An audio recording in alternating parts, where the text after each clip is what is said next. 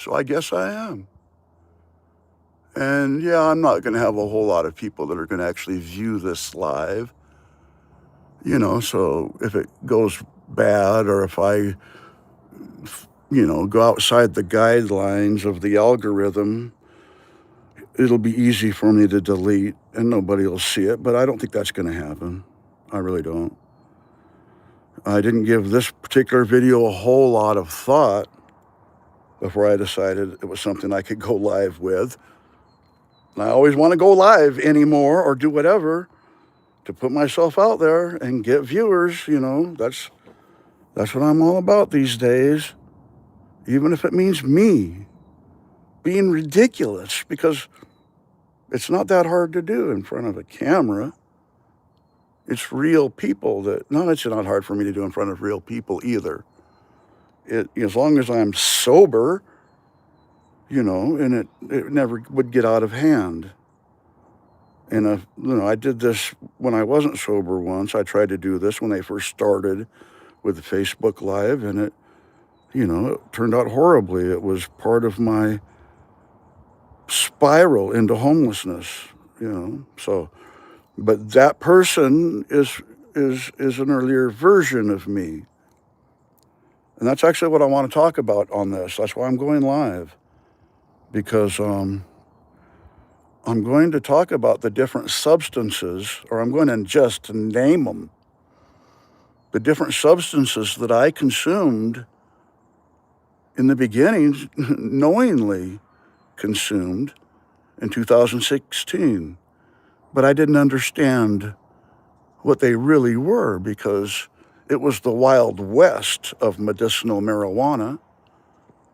So I started out with, it was a fun time because it was legal. I had a medical this, and there were dispensaries everywhere, and they all had cool classic rock stuff hung up. And people taught me, I learned things like, I learned what a fat G meant, or I think it was a fat 2 Gs. It meant, 2 grams of weed plus a fat G, or a fat eighth. I didn't know that's what fat meant to this person or to anybody in 2012. I've gone back a little bit. So I learned cool terms, and those people were nice to me that were running the dispensaries. Some of them were renegade. They were very renegade, especially in Pierce County and Tacoma, and they were nice. I was a customer. I was a patient to them, and they treated me accordingly. The guy who taught me about what a fat G really meant, when he saw my confusion, he said 1.5 grams. I said, oh, okay, and he gave me 1.5 grams for what I was offering, which was, at that time, it was a cool picture disc, a Beatles picture disc, that I traded him for a little bit of weed. Legally. At least it was legal on my part, and I don't know if he cared. But anyways, around 2016, I went to, what was it, like a farmer's market for cannabis. It was wonderful. It was wonderful. You had to show your medical permit or card or whatever it was called at that time. And I had a lifetime. At that time, I had a lifetime medical recommendation signed by a real doctor with a real DEA number to prescribe from Group Health. And I was on Washington State Basic Health Welfare Medicine. It was wonderful. When I complain about taxes and the price of gas in Washington State, I conveniently forget that Washington State Basic Health probably saved my life more than once, But anyways, that's what this video is about. I rambled on a little bit to try to get some people watching. I got 14 people watching. Thank you. I don't recognize the names, so that makes it even better. Because that means you're more than just family members that pay more attention to me these days because I'm more visible. Okay, I'm going to go out in the sun. The harsh, bright sun. I didn't look at myself in the mirror. I didn't brush what's left of my teeth. but you can't see them through my beard, more or less. And I'm just going to tell you about what happened. And I started off, yeah, the beautiful sun. It was snowing on a recent live, but now it's beautifully sunny, and I'm in my backyard. Yeah. And okay, so I was at the farmer's market, and I got, pure THC. At least that's what I was told it was, and I think that it was. And I smoked it, and I liked it. I was a renegade. I hadn't smoked marijuana for years, and I was glad to be back in the scene, and it was a cool scene. But it was much more of a drug than I realized, much more potent than I realized. So my behavior, started to become that of, somebody that might be on harder drugs, because it was a harder drug for me, especially since I was on medical drugs for my condition, I guess you can call it. I was already on medical psychiatric drugs. And then I started smoking pure THC, in a vape pen. And it was really thick, and you could, some people, they sold it to you in a syringe, which at some point I posted a Facebook Live, and I had syringes around my apartment. I sang some horrible something or other off key and showed my apartment, which had nothing more than legal cannabis products. Yeah, and that amongst my just general behavior cost me what was a very wonderful and lucrative karaoke gig 3 nights a week with an amazing family-owned business. I lost all of that. I never did more than cannabis. The man who ultimately fired me, and I ultimately disappointed, he thought I was on meth. He honestly thought I was on meth. So what did I do? I said to myself, well, hell, I'm 50 years old. Why don't I try meth? I'll never get another chance in my life. Remember, I was already smoking the pure THC. Or, it was pretty pure. I mean,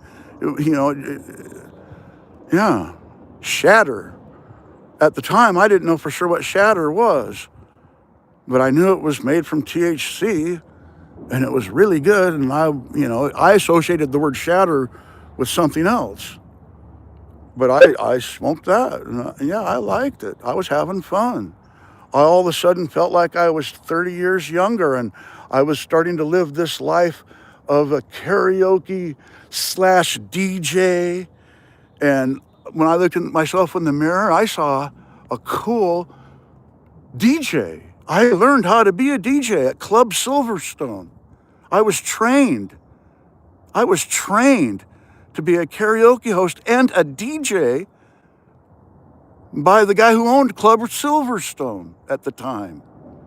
And I saw myself as something that didn't really exist. First, I lost the other gig I had down the street, and then I lost my karaoke gig at Club Silverstone. It happened.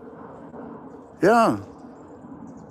I got told I had made a fool of myself at one point, and that I had disgraced myself, and I should try to find work out of the city by somebody I highly respected, right?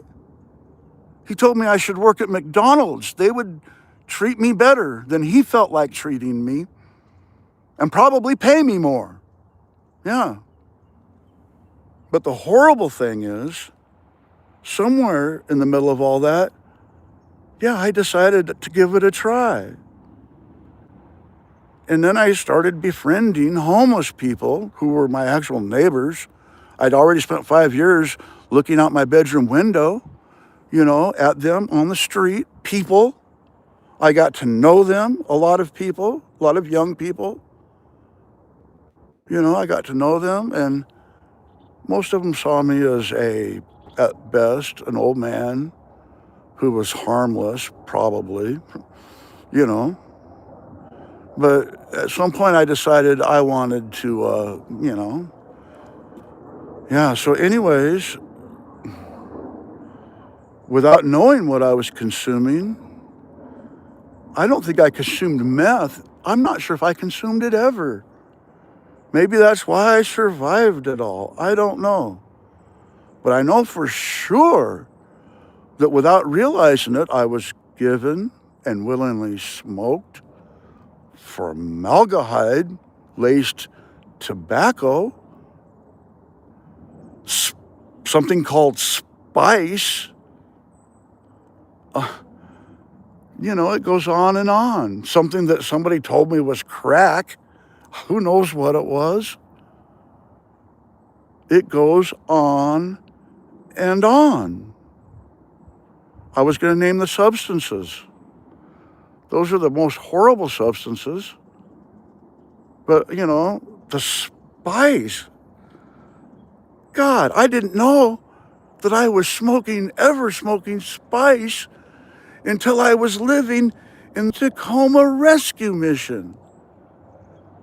And a guy came up to me. I was breaking the rules because I was too stupid to even know better, which could have gotten me thrown out in the middle of February from my only place that I could live.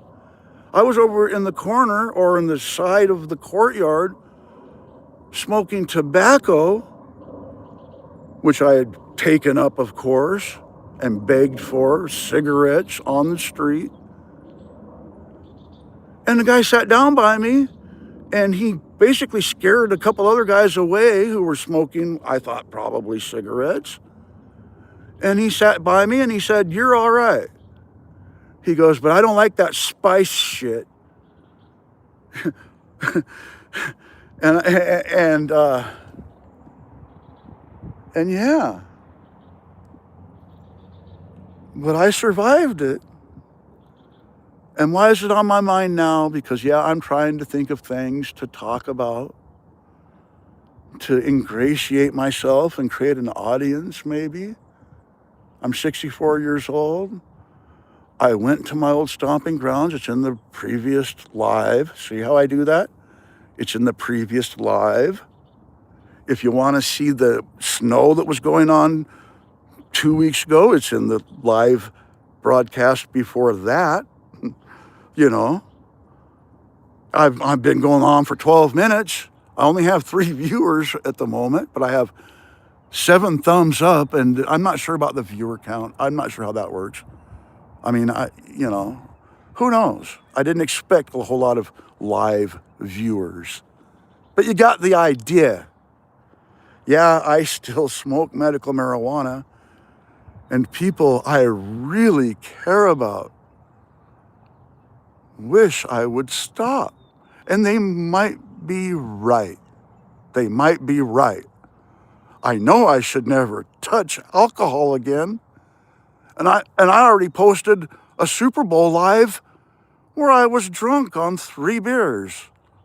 And I had fun, and it's a cool live. Now I've referenced, I think, every live posting that I've got on Mike Luckenbach 1962, along with my brothers.